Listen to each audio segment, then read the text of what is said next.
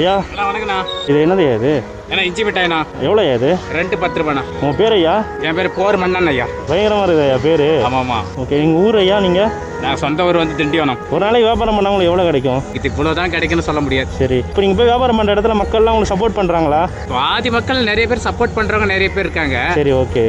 சில பேர் வந்து எங்களாண்டியே வந்து காசை கொடுத்துட்டு ஏமாத்துறவங்களும் இருக்கிறாங்க. 10 ரூபாய் தாள் கொடுத்துட்டு 20 ரூபான்னு சொல்லிட்டு போகிறவங்களும் இருக்காங்க. என் மூலியமாக ஏதாவது உதவி பண்ணவங்களுக்கு என்ன தேவைப்படுது? ஐயா, எங்கள் வீட்டில் கரண்ட் அடுப்பு வந்து ரிப்பேர் ஆகிடுச்சு.